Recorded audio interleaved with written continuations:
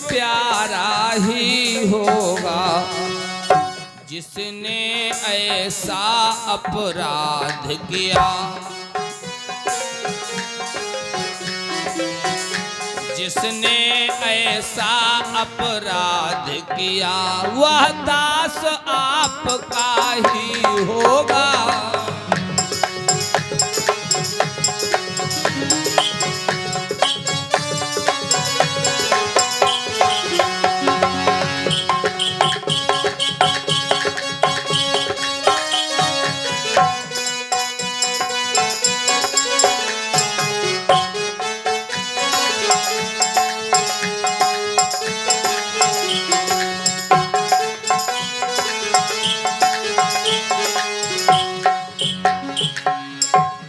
शिव धनुष तोड़ने वाला भी कोई शिव प्यारा ही होगा, जिसने ऐसा अपराध किया वह दास आपका ही होगा। और सुनो महाराज, जो कृपा पात्र है गुरुओं का, वह कब किस से डर सकता है।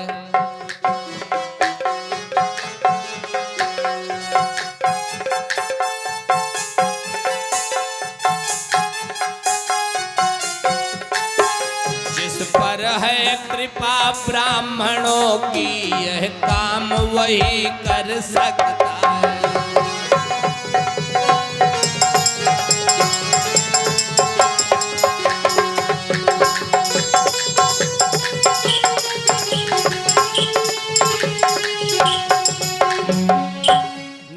शंभु धनु भंजन हारा होई ही क्यों एक दास तुम्हारा।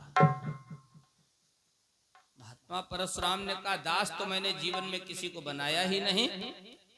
हाँ, सेवक हो सकता है, लेकिन सेवक सो जो करे सेवकाई, अरि करनी करी करिए लड़ाई। इसने तो शत्रुता का कार्य किया है। इसने मेरे गुरुदेव भगवान शंकर के धनुष का खंडन किया है। वो सेवक तो हो ही नहीं सकता, उसने शत्रुता का कार्य किया है। और जो शत्रुता का कार्य करता, सुनो राम, जय शिव धनु तोरा, सहस बाहु समसो रिपु मोरा। सहस्र बाहु अर्जुन के समान वो मेरा शत्रु है। उसके लिए मेरे खुला चैलेंज है, उसके लिए घोषणा है, उसके लिए मेरी। सो बिलगाऊ अब बिहाई समाजा, सो बिलगाऊ, या तो वो समाज से अलग बिलग हो जाए और नहीं तो समाज उसको पृथक कर दे। सो बिलगाऊ बिहाई समाजा, वो समाज से अलग हो जाए या समाज धनुष तोड़ने वाले को अलग कर दे। और अगर समाज ने ऐसा कार्य न किया तो मेरी घोषणा, नत मारे जाए हैं सब राजा, नहीं तो यहां जितने राजा वो सब मारे जाएंगे। आज जैसे धर्मात्मा लक्ष्मण ने सुना, सुनी मुनि बचन लखन मुस्काने। श्री भरद्वाज जी, कोई व्यक्ति गुस्सा में हो और जिसके ऊपर गुस्सा हो वही मुस्कुराने लगे। हम तो कहते दूर न जाना, अपने घर में प्रैक्टिकल कर लेना। मालकिन जिस दिन कहीं बाजार से समोसा लिए आना और तुम लेके ना आओ, मुस्कुराए दो, रोटी मिल जाए तो हमें बताना। बोलो गोविंद भगवान की। हाँ, सुनी मुनि बचन लखन मुस्काने, अब बोले पर सुधर ही अपमाने। बहु धनु ही अतोरी लरिकाई, कबहु न असिरिस कीन। हमने बहुत सी धनुइयां तोड़ डाली, ऐसा क्रोध तो आपने कभी नहीं किया। जैसा क्रोध आज आप कर रहे हैं बोले सुख का संवाद कभी दुख का कारण बन जाता है।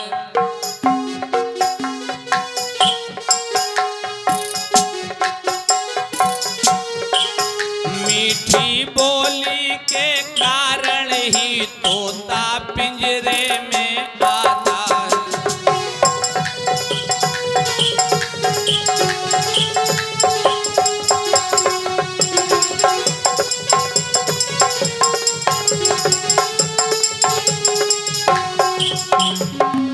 बोले सुख का संवाद कभी दुख का कारण बन जाता है और मीठी बोली के कारण ही तोता पिंजरे में आता है। जो ज्यादा मीठा होता है वह अपना नाश कराता है।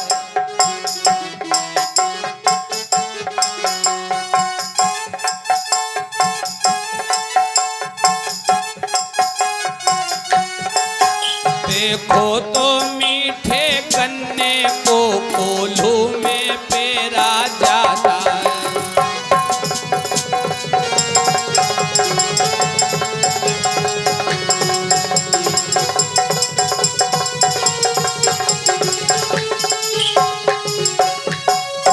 देखो तो मीठे गन्ने को कोल्हू में पेरा जाता है। महात्मा परशुराम लखन उतर आहुति सरिस भृगुपति कोप कृशान। महात्मा परशुराम का क्रोध अग्नि, कृशान माने अग्नि, और लक्ष्मण का उत्तर घृत की आहुति। बढ़त देख जल सम विषम बोले रघुकुल भान। कहीं ये विकराल रूप न ले ले, कहीं प्रलय न आ जाए। महात्मा परशुराम और धर्मात्मा लक्ष्मण के सामने पुण्यात्मा राम हाथ जोड़ करके बोले, सुनहु नाथ तुम सहज सुजाना, बालक बचन करिए नहीं काना। बर रहे बालक एक सुभाऊ, इन्हीं न संत विदु सही काहू। अति विनीत मृदु और शीतल बानी, बोले राम जोरी जुग। आदरणीय उपस्थित सज्जनों, नवान्न पारायण श्री राम कथा के माध्यम से हाथ जोड़ करके मैं व्यासपीठ से निवेदन करना चाहता हूं, अगर हो सके कोई बात न मानना श्री गुप्त जी, तो जो मैं अब निवेदन करने जा रहा हूं वही बात मान लेना। महात्मा परशुराम के सामने पुण्यात्मा राम अति विनीत, अब देखो कितने विशेषण लगे, एडजेक्टिव्स। अति विनीत अमृदु शीतल पानी, वाणी में विनम्रता है और विनम्रता में भी अति, अति विनीत, अति विनम्रता और शीतल, है ना। एक कवि ने प्यारा भाव दिया है, अगर हो सके अपने जीवन में अपनी वाणी सुधार लेना। बोली में अमृत होता है, बोली ही विष की गोली है। जब कोई बहुत अच्छा बोलता है तो संसार के लोग कहते भैया उसके मुख से फूल झरते हैं, अमृत टपकता है, रस टपकता है। और जब कोई बहुत खराब बोलता है तो लोग कहते काहे लाठी जैसी मार रहा है। वाणी रसवती यस्य, आदरणीय तिवारी जी आप जैसे किसी आचार्य ने कहा, वाणी रसवती यस्य भार्या छंदानुगामिनी।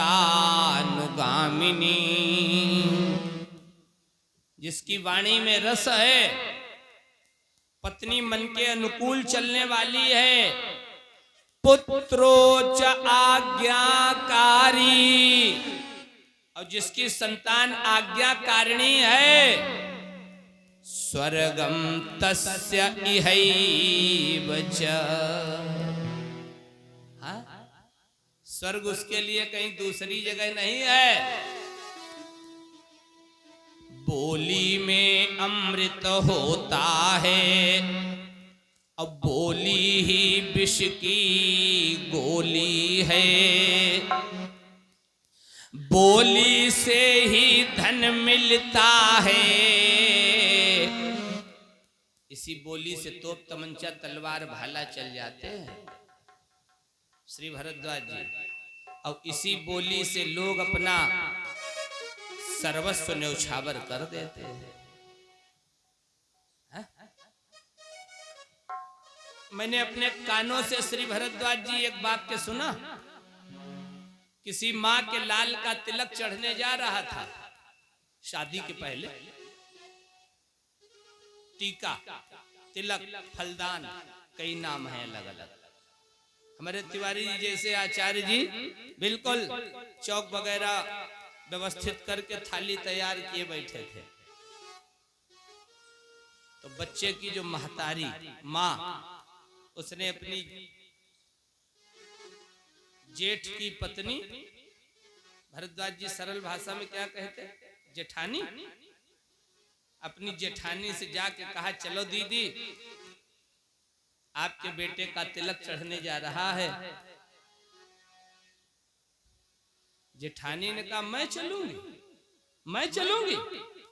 15 वर्ष पहले जो तुमने वाक्य कहे थे, आज भी मेरे कलेजे में घाव है। माताओं नोट करना, दुनिया में हर घाव के लिए मलहम है, औषधि है, दवा है, लोशन है, लेकिन बोली रूपी गोली का घाव भरने के लिए आज तक कोई औषधि नहीं बनी। बोली में अमृत होता है, अब बोली ही विष की गोली है। बोली गोली से बुरा कर जाती है घाव, और इस गोली के सामने होता नहीं बचाव।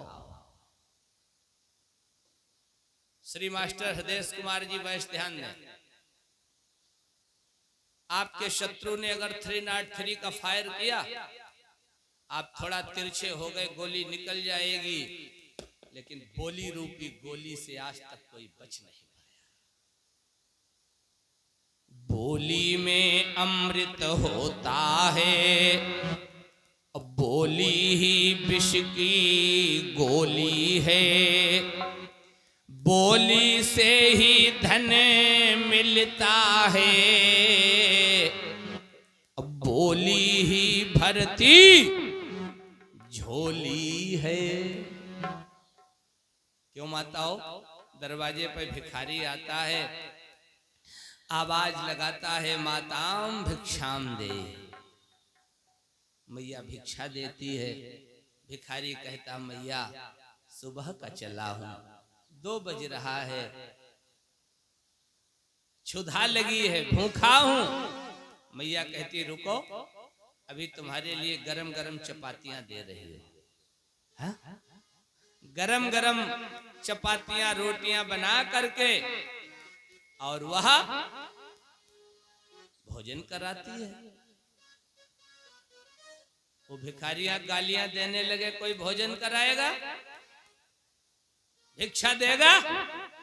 ये उसकी बोली की एनर्जी है, ये उसकी वाणी की पोटेंसी है, ये उसकी वाणी की शक्ति है, ये उसकी वाणी की ऊर्जा है। मेरा हाथ जोड़ करके निवेदन है सभी भक्तों से, बोली में अमृत होता है, बोली ही विष की गोली है। बोली से ही धन मिलता है, अब बोली ही भरती झोली बोली मानव की अमर मूल, मूल जड़ है जड़, बोली मानव की अमर मूल, अब बोली से मानव बनता है, अब बिन बोली के सुनो सभी,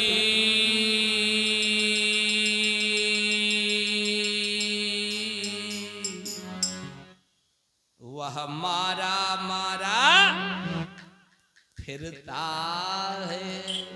इसलिए श्री राम कथा सभी भक्तों से निवेदन करना चाहती है, इसलिए संभालो सब बोली, नहीं बाद में सब पछताओगे। और फिर बाबा तुलसी की चौपाई याद आएगी, का बरसा जब कृषि सुखाने, और समय चुके पुण्य का पछताने। क्यों फिर पछताए होत का, जब चिड़िया चुन गई। इसलिए संभालो सब बोली, नहीं बाद में सब पछताओगे, संसार धूल मिल जाएगी,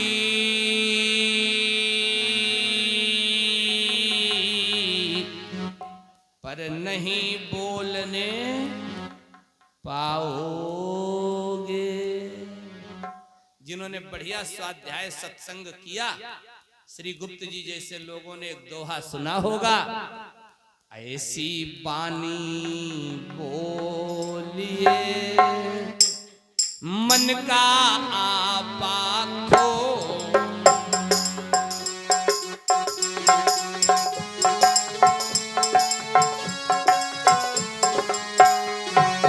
औरन को शीतल करे आपहु शीतल हो,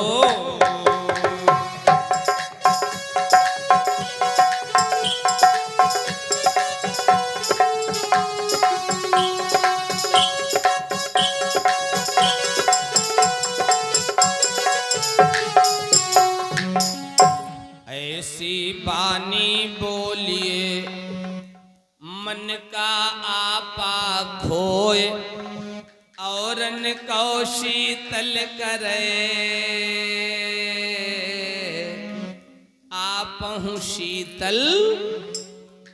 एक पंक्ति एक विद्वान ने लिखी, परमात्मा को नामंजूर है सख्ती बयान में, परमात्मा को नामंजूर है सख्ती बयान में, और इसीलिए तो दी नहीं हड्डी जुबान में।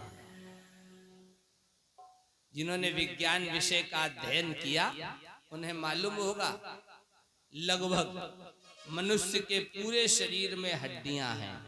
इसे नर कंकाल कहते हैं, हड्डियों का ढांचा लगभग पूरे शरीर में है, लेकिन वाणी में, रसना में, टंग में, जीभ में कोई हड्डी नहीं है।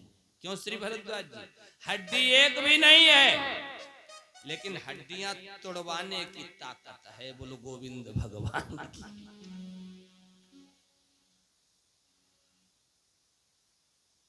मैं निवेदन करना चाहता हूं, महात्मा परशुराम धर्मात्मा लक्ष्मण के आज लखन उतर आहुत सरिस भगपति कोप कृशान, बढ़त देख जल सम विषम बोले रघुकुल भान। अति विनीत मृदु शीतल बानी, अब बोले राम जोरी जुग पान। दोनों हाथ जोड़ करके कहा, महाराज बालक के अपराध को क्षमा कर दो। सुनहु नाथ तुम सहज सुजाना, बालक बचन करिए नहीं काना। बररे बालक एक सुभाऊ, इन्हीं न संत विदुषहि काहू। तेहि नाही कछु काज बिगारा, और अपराधी मैं नाथ तुम्हारा। मैं आपका अपराधी हूं, आपको जो भी दंड देना हो हमें दे दो। महात्मा परशुराम शांत नहीं हो रहे थे। तब पुण्यात्मा राम ने कहा, सुनो महाराज, जो हम निदर ही विप्रवद सत्य सुतों भृगुनाथ तवस को जग सुबट जई भयवश ना भई मात रिपु बलवंत। अब इसके लिए हम ठाकुर ठहरे हैं, क्षत्रिय हैं, हमें पढ़ाया गया है, हमें सिखाया गया है। रिपु बलवंत अब देखी नहीं डरही, अब एक बार कालहु संग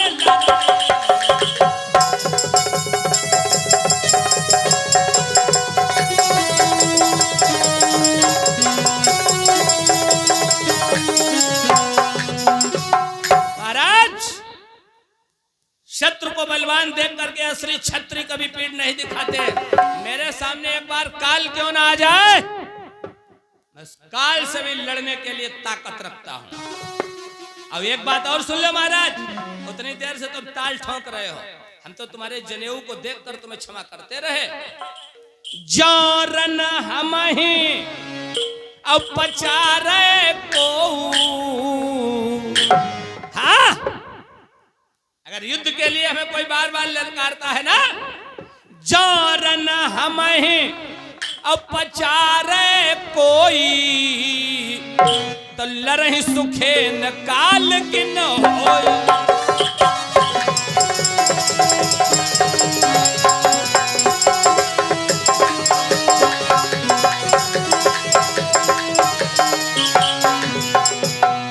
लरहि सुखेन, सुखेन सुखेन अपने भैया को ना समझ लेना। श्री गुप्त जी नोट कर लो, महात्मा परशुराम के 4 भाई और थे। महात्मा परशुराम 5 भाई थे। पहले भाई का नाम रुमणवान, दूसरे का नाम सुखेन, तीसरे का नाम बसु, चौथे का नाम विश्वावसु और 5वें परशुराम सबसे छोटे। आपने भैया सुखेन को मत समझ लेना, ये सुखेन वैद्य वही है लंका में जो रहते। जब लक्ष्मण के शक्तिवाण लगा है तो संजीवनी का एड्रेस पता बताया इन्होंने, ठीक है ना। आपने भैया को ना समझ लेना, सुखेन सुख से या सुख के द्वारा। ऐसा नहीं कि हम कोई डर जाएं, हमें दुख होए, हम क्षत्रिय है ना, हम सुख पूर्वक लड़ेंगे अगर कोई हमें बार बार ताल ठोके, चैलेंज करे। और सुन लो महाराज, हम तो ब्राह्मण समझ करके आपको उतनी देर से क्षमा करते रहे। देख ले विप्रवंश का ऐसी प्रभुताई, अब अपना बक्षस्थल खोल दिया, यह है ब्राह्मणों की प्रभुता। अपने बाबा का पद चिन्ह देख लो, विप्रवंश कहे अस प्रभुताई, अब अभय होई जो तुम ही। देखो तुम्हारे बाबा का चरण चिन्ह आज भी है। मैंने एक दिन कथा आपको सुनाई थी, श्री भरद्वाज जी, जो आज देखा है बाबा का चिन्ह, सुनि मृदु गूढ़ बचन रघुवर के, तो उघरे पटल पर सुधर्मती के। महाराज अगर आप वही हैं तो फिर एक शंका रह गई है, क्या? हमारे स्वामी ने ये धनुष हमें दिया था, इस धनुष की प्रत्यंचा को चढ़ा दो। रामो रमापति कर धनु ले,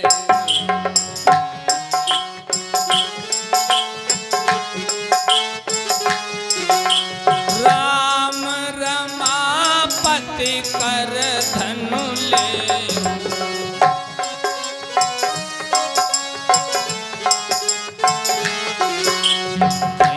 चाहू मिटाई मोर संदेह।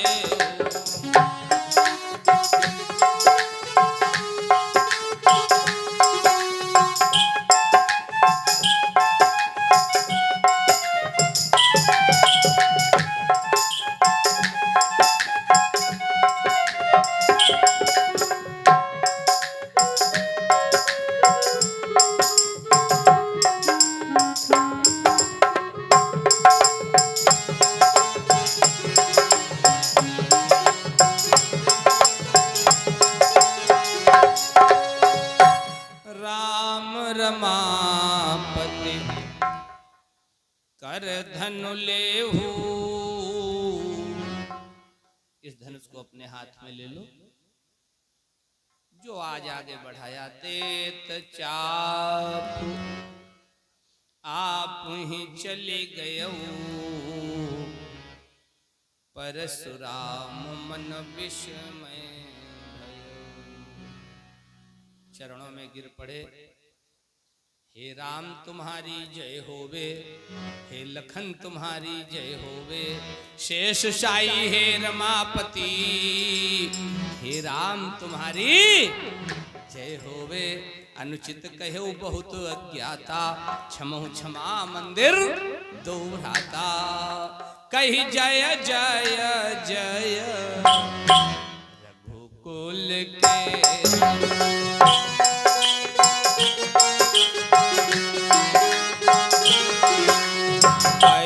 जय जय जय रघुकुल के तो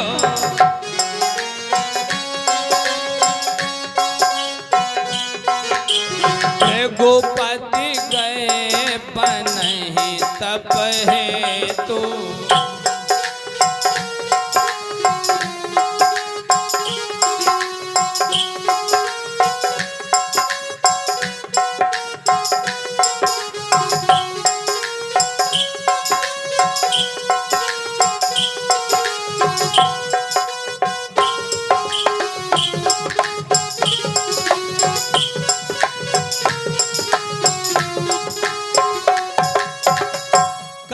जय जय जय रघुकुल के तो। कहा महाराज मेरा लक्ष्य पूर्ण हुआ। हर अवतार की अपनी कार्य योजना है कि नहीं? हर अवतार को लक्ष्य दिया जाता है। भगवान विष्णु ने कहा था जब तक हम ना आए तब तक आतंकवाद को साफ करना है ना। हम जब आ जाएं तो चले जाना। कहा महाराज अब आप आ गए हो हैं? अब आप चार्ज अपना संभालो, हम ड्यूटी मुक्त, हम रिलीव हुए जा रहे हैं आपकी भाषा में कह दे, ठीक है ना। और भगवान को प्रणाम करके महाराज परशुराम तपस्या के लिए जंगल चले जाते हैं। महाराज शतानंद जी ने जनक को बुलाया, कहा आप सब काम हो गए, तुम्हारे यहाँ 2 शेर आए हैं, शेर है ना। अब बबर शेर लेके आया है ना विश्वामित्र। दूत अवधपुर पठ बहु जाई, आनहि नृप दशरथ ही बुलाई। 3 प्रकार के स्वयंवर होते हैं श्री गुप्त जी, ये भी नोट कर लेना। प्रतिज्ञा स्वयंवर, लेकिन इसके लिए आपको श्रीमद् देवी भागवत महापुराण का अध्ययन करना पड़ेगा। प्रण स्वयंवर है ना, एक शौर्य शुल्क होता है, शौर्य स्वयंवर कह दो। ये कार्य किसी ने किया है? मैं नाम लिए ले रहा हूं केवल। ये कार्य महात्मा भीष्म ने किया है। शौर्य शुल्क, और उन्होंने 2 का हरण किया, 3 बेटियों का हरण किया। 3 बेटियों का, 2 जो भाई थे उनके साथ विवाह हो गया। एक बची थी उसमें अंबा, अंबिका और अंबालिका, एक बची थी उसमें। उससे कहा तुम अपने पिता के यहाँ चली जाओ। उसने कहा हमारे पिता अब स्वीकार नहीं करेंगे। फिर कहा तुम विवाह करो, तुम अपने शौर्य से, अपनी ताकत से, अपनी शक्ति से हरण करके लाए हो, विवाह करो। महात्मा परशुराम ने कहा इम्पॉसिबल, असंभव, मैंने अपने पिता को वचन दिया। उसने कहा तो घर नहीं जाऊंगी। फिर ये चली गई महात्मा भीष्म के जो गुरु थे महात्मा परशुराम, महेंद्राचल पर्वत पे चली गई और गुरु जी को सारा हाल बताया। गुरु जी ने कहा रुको, परशुराम कह रहे हैं भीष्म विवाह करेंगे। गुरु आज्ञा है। बुलाया, विवाह करो। कहा गुरुदेव प्राण ले लो, पिता को वचन दिया है। वो छत्री कैसा,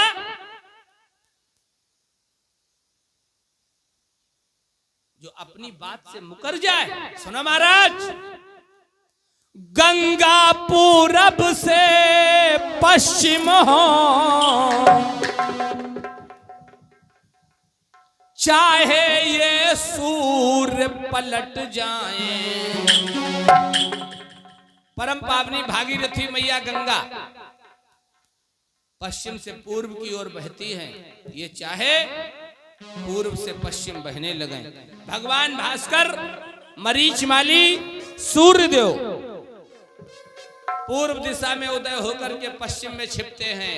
ये चाहे पश्चिम से उदय होकर पूर्व में छुपने लगे। मेरी प्रतिज्ञा सुना,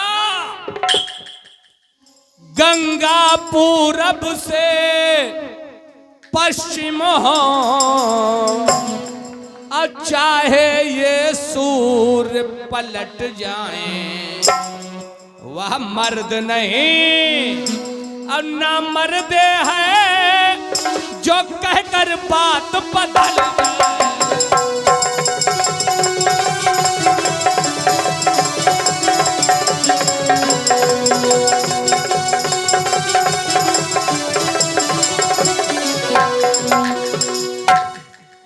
मर्द नहीं ना मर्दे है, कहेगा वो मर्द। इसीलिए एक सूक्ति बनी है श्री तिवारी जी, लाख जाए बात रहा है, जिसकी बात नहीं है वो कुछ नहीं कर पाए। मास्टर साहब सही है कि नहीं? हाँ। परशुराम ने कहा तो युद्ध होगा, बोले स्वीकार। महात्मा परशुराम और भीष्म का युद्ध हुआ, घमासान युद्ध हुआ। अब एक भगवान के अवतार हैं और एक को पिताजी के द्वारा इच्छित मृत्यु का वरदान मिला। ये भी पशु हैं, 8 पशुओं में सबसे बड़े। इसके लिए श्रीमद् देवी भागवत का अध्ययन करना पड़ेगा। कोई हार सकता है? अंत में आए हैं भगवान ब्रह्मादि देवता और उन्होंने दोनों को शांत किया है। अब वो बालिका कहने लगी, तुमने तो जीवन ही हमारा बर्बाद कर दिया। सुनो, मैं जा रही हूं तपस्या करने और अगले जन्म में तुम्हारी मौत का कारण बनूंगी। ये बात महाभारत पढ़ना आपको मिलेगी। स्वयं महात्मा भीष्म ने 9 दिन का युद्ध हो गया। किसी में मजाल थी जो बाबा भीष्म का बाल बांका कर ले। कन्हैया पांडवों को लेके स्वयं गया है। कहा बाबा से बताओ ये विजयश्री का हार। पांडवों ने कहा हमारे गले में कैसे आएगा, आप जब तक सेनापति रहोगे कुछ नहीं हो पाएगा। तब भीष्म ने मंत्र दिया है, जाओ एक योद्धा है, तुम नहीं जानते हो मैं जानता हूं। पूर्व जन्म में वो बालिका था, महिला था, इस बार शिखंडी बन के आया है। अर्जुन से कहा उसे कर देना अपने सामने खड़ा। तुम्हारी नजर में जो भी हो, मेरी नजर में वो वही पूर्व जन्म वाली महिला है। मैं धनुष बाण रख दूंगा, जो चाहो वो कर। ऐसे महापुरुष हुए इस धरा पर जो अपनी मौत का है, कैसे मैं मरूंगा, मौत का तरीका बताते हैं। तब भारत के इतिहास में नाम होगा तुम्हारा। हाँ, तुम त्याग नहीं करना चाहते, 4 घंटा कथा के लिए टाइम नहीं निकाल पाओ। बोले पंडित जी धर राखो अपनी कथा, लड़का बच्चा पाले की कथा सुनाए।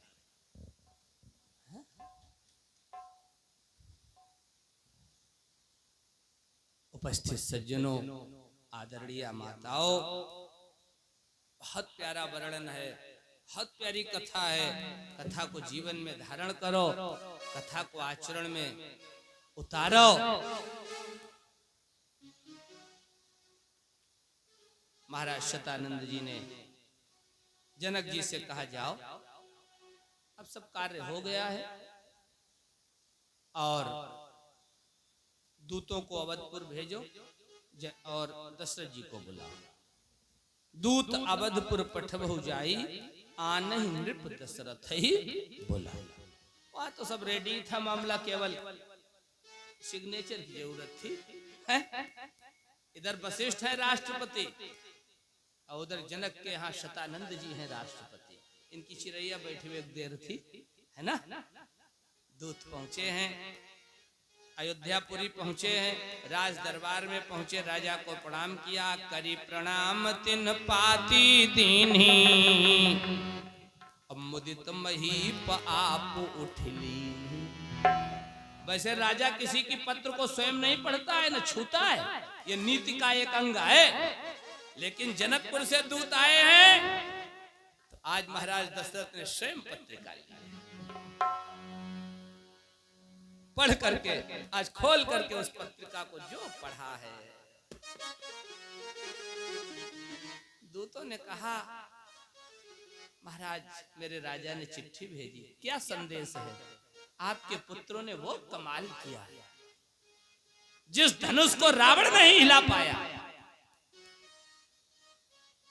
जिस धनुष को बाणासुर छू तक न पाया, जिस धनुष को 10,000 राजा हिला तक न पाए, तिलवर भूमि न सके छड़ाई, उस धनुष को आपके पुत्र राम ने, जैसे कोई बालक खेल खेल में बरसात के पुष्प को हमारी भाषा में कहते छत्रक, श्री भरद्वाज जी, अब आपकी भाषा में कुछ और कहते हैं, क्या कहते हैं आप ही बता दे।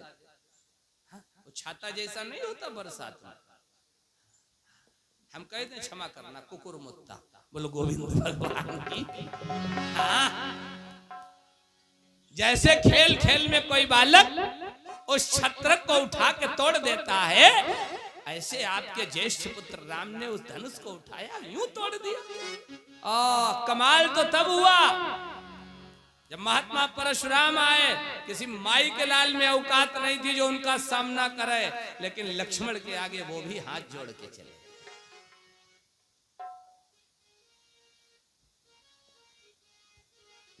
महाराज आपके पुत्रों का वर्णन करने योग्य मेरी वाणी नहीं है। जनक की राजा दशरथ की प्रसन्नता का ठिकाना नहीं ला। दूतन देन न्यौछावर लागे। देखो माताओं नोट करना, हम देखते यहाँ जो आता है पहले 10 रुपया लाएगा, वैसे 5-7 बार घुमाएगा और फिर चढ़ाएगा। तुम्हें मालूम है न्यौछावर किसे दी जाती है? पुण्य की जगह पाप हो रहा तुमसे। ये भगवान के चरणों में पत्र पुष्प जो भी हो भेंट कर दो चुपचाप, अब ऐसे ऐसे उतारी, ऐसे 6-7 और फिर उतार खोए भगवान को चढ़ाई दे। अगर न्यौछावर करना है तो नाई को बुला लेना। नाऊ बारी भाट नट और राम न्यौछावरी पाए। किन्हीं किन्हीं माताओं को तो हम देखते, बेटे का तिलक चढ़ा, पंडित जी ने कहा न्यौछावर करो, तो वे पूरा बटुआ निकाल लेती है। इतो भारी पर्स, रुपया चाहे में 10 ही हो, पर्स इतनो भारी। हाँ, श्री भरद्वाज जी पूरा बटुआ निकाला, पूरा पर्स, और लड़का के ऊपर पूरा घुमाती ऐसे। तो हमने कहा अम्मा न्यौछावर का पैसा रखा नहीं जाता, आप सबरे देव। बोले कैसी बातें करते पंडित जी? तब कैसी बातें करते पंडित जी? नोट कर ले, कथा से कुछ शिक्षा ले। कभी भी न्यौछावर करके भगवान को न चढ़ाना, और न्यौछावर किया तो धन अलग ले जाओ, नहीं पुण्य की जगह पाप होगा, पाप नहीं। बाद में कहो पंडित जी बताया नहीं। तिवारी जी आप जैसे आचार्य लोग, दीक्षित जी, समाज में इस प्रकार का संदेश दें तो ज्यादा अच्छा रहेगा। हाँ, उपस्थित सज्जनों, दूतन देन न्यौछावर लागे। क्या है राजा जनक के दूत। आजकल तो पैसे के चक्कर में लोग देखते ही नहीं, ये नाऊ बारी भाट नट ये भी नहीं देखते कहाँ हमें लेना चाहिए कहाँ नहीं लेना चाहिए है? आज जनकपुर के दूत कहने लगे, कही अनीति थे अब मुंह दही काना, तो धर्म विचार सबने सुख माना।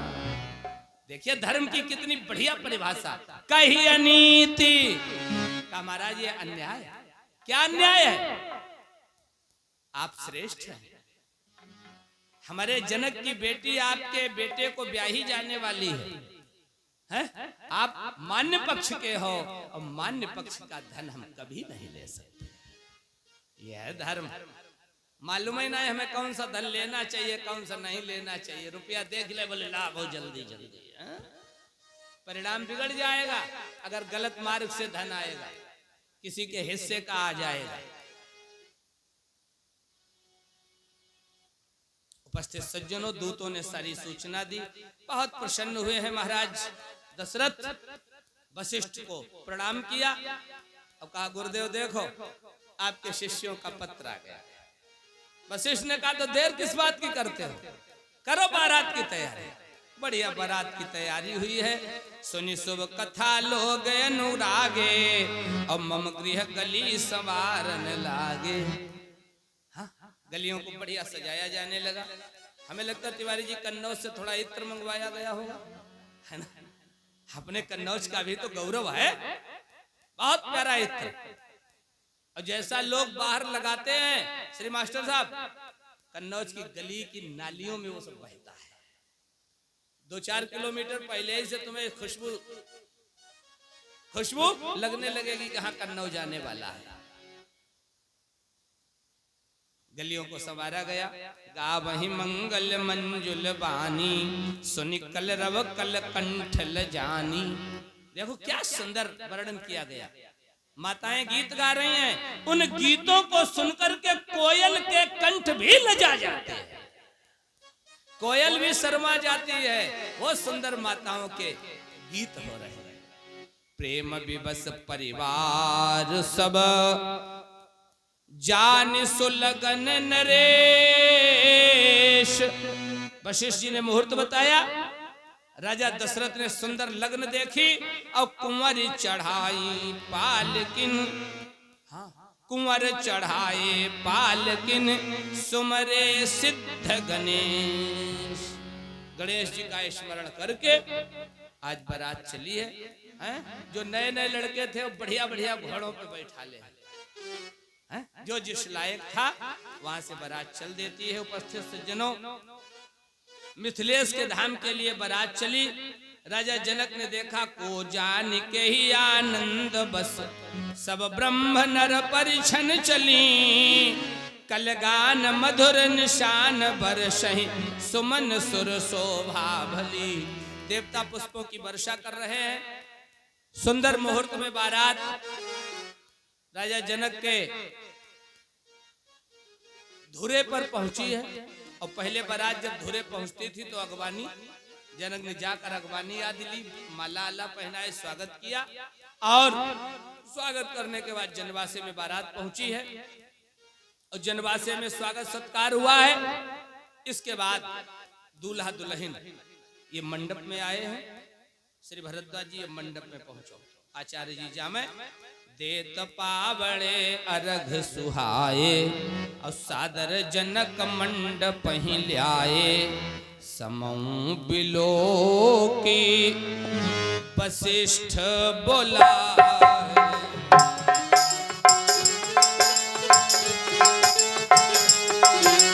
समऊ बिलो की वशिष्ठ बोलाए।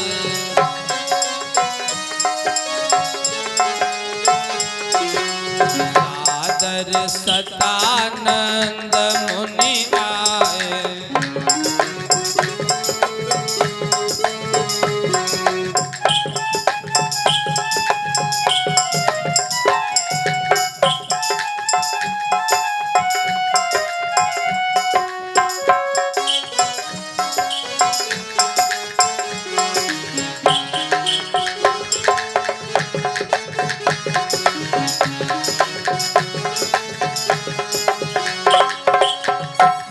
समऊ बिलोक वशिष्ठ बुलाए, सादर शतानंद मुनि आए। दोनों लोग आए और आकर के सबसे पहले विवाह में एक कार्य होता है। उपस्थित सज्जनों, सबसे प्यारा कार्य शाखोचार दो कुल गुरु करे। अब शाखोचार आदरणीय श्री तिवारी जी दीक्षित जी, शाखाएं 4, इसमें बालक, बालक के पिता, बालक के बाबा और बालक के परबाबा। ऐसे ही बालिका, बालिका के पिता, बालिका के बाबा और बालिका के परबाबा। ये शाखोचार, शाखाएं 4, 4 शाखाओं का वहां उच्चारण किया जाता है। उपस्थित सज्जनों, नाम गोत्र का उच्चारण करके शाखोचार दो कुलगुरु करें। दोनों कुलगुरु शाखोचार करते हैं उपस्थित सज्जनों। और शाखोचार के बाद में ऐसी प्यारी कथा है, भावरों का नंबर आता है और माताएं तो खूब गाती हैं। परन लागी हरे हरे। हम केवल एक पंक्ति गाएंगे, समय नहीं है, मुझे बार बार कहना पड़ रहा। परन लागी हरे हरे, परन लागी भावरे।